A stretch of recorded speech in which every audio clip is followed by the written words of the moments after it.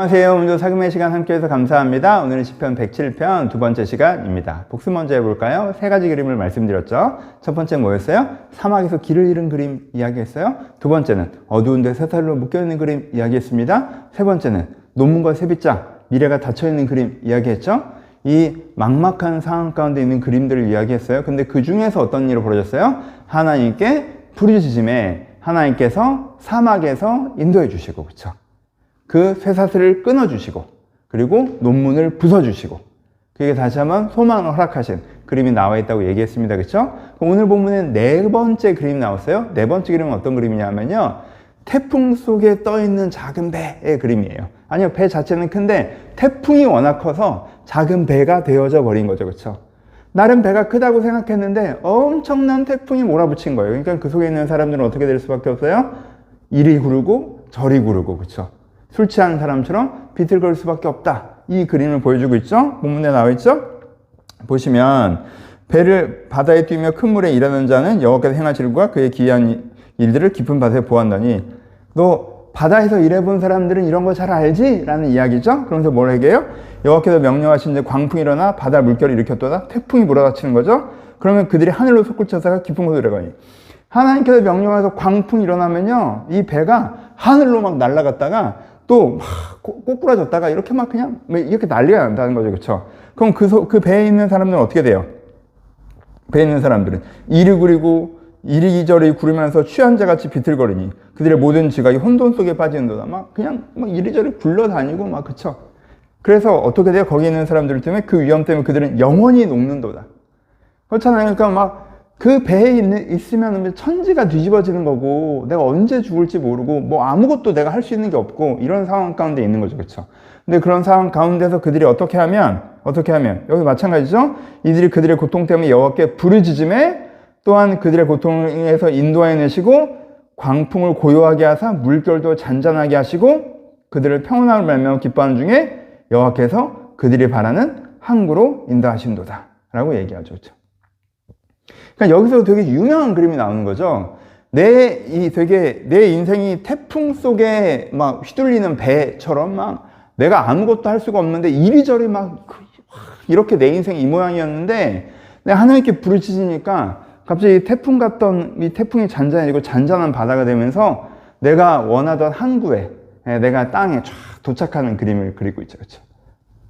이것도 우리가 많이 찬양이나 이런 데 언급되는 그림이죠. 또 네 번째도 동일하게 뭘 얘기하고 있어요? 우리가 하나님께 부르짖는 것에 대한 얘기를 하면서 응답하신 하나님을 얘기하고 있고, 이 그림이 되게 중요하죠.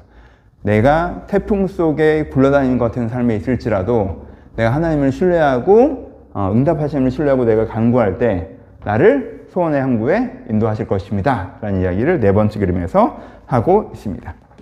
그러면서 다섯 번째로 이제 결론을 얘기하는데요. 결론은 어떤 얘기를 해요? 두 가지 얘기를 합니다. 하나는 뭐예요? 하나님은 어떤 분이시다? 강이 변하여 광야가 되게도 하시는 분이다. 샘이 변하여 마른 땅이 되게 하신다. 옥토가 변하여 염전이 되게도 하신다. 그렇죠? 그리고 또 광야가 변하여 연못이 되게도 하신다. 마른 땅이 변하여 샘물이 되게도 하신다. 줄인 자를 말면 거기에 살게 하사 성읍을 준비해 주기도 한다. 그렇죠? 계속 이 얘기죠. 그렇죠? 하나님께서는 멀쩡했던 땅을 광야로 만들기도 하시고, 광야에 샘이 흐르게 해서 그 땅을 아름다운 땅으로 만들기도 하신다는 거예요. 무엇에 따라서? 하나님이 그 사람의 삶이 악하면 그들 가운데 그 악을 심판하실 말미암아 그들의 풍요를 메마르게도 하시는 분이시고, 하지만 그들이 회개하면 다시 한번 그 땅을 풍요롭게 하시는 분이라는 거예요. 그가 악하면 그가 걷던 그가 걷던 길이 사막에서 길을 잃은 삶이 될 수도 있고, 그가 악하면 쇠사슬에 묶이는 현실이 될 수가 있고, 그가 악하면 자기 인생의 미래를 논문으로 막아버리는 것이 될 수 있고, 하나님께서 그 앞에 미래를 논문으로 막아버리시기도 하고, 그가 악하면 태풍 속에 던져놓을 수 있다는 거예요. 그렇죠? 이게 우리가 감사하는 한 가지죠. 뭐예요?